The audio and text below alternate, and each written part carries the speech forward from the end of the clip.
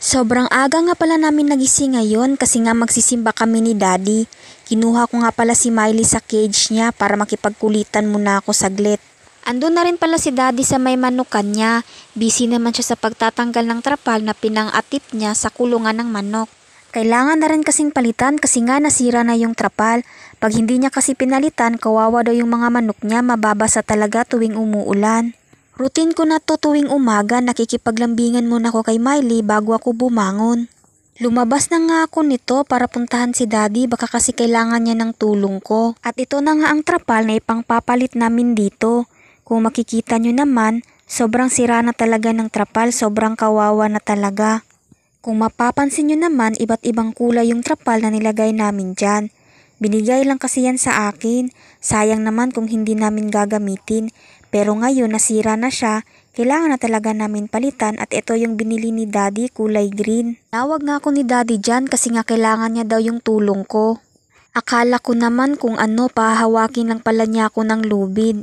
Natapos niya na rin palalagyan ng bagong atip yung kulungan ng manok niya, hindi na talaga mababasa yung mga manok nito. Malalaki na rin pala itong mga alaga namin na kal. Nag-alaga kasi kami ng manok na kal. 5 piraso to sila lahat, 6 dapat kaso namatayan sila ng isa.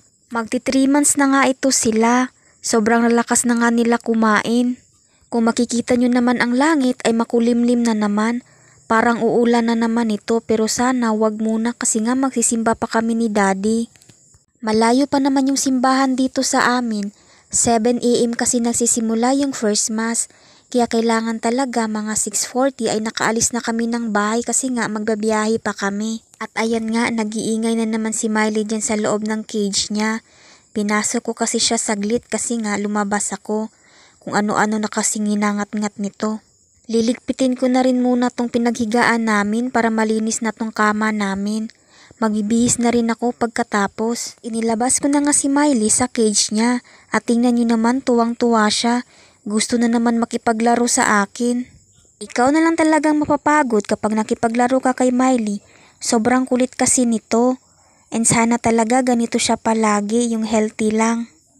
Papunta na nga pala kaming simbahan nito. Tingnan nyo naman yung mga mukha namin dyan. Hindi kasi kami nag-helmet kasi nga hindi naman kami dadaan ng highway. Dito lang naman sa dako daw yung simbahan namin. Hindi pa naman kami malilate nito kasi nga 6:40 kami umalis ng bahay. Sige guys, magsisimba muna kami nito. Babalikan ko na lang kayo mamaya pagkatapos naming magsimba. Ayaw ko rin kasing mag-vlog doon kasi syempre nasa simbahan tayo. At ayun na nga, nakalimutan ko kayo. Dapat sana i-vlog ko itong paglagay namin ng trapal. At ito na nga yung itsura niya guys, tapos na naming ilagay yung trapal. Maraming salamat nga pala sa inyong panunood. Next time ulit.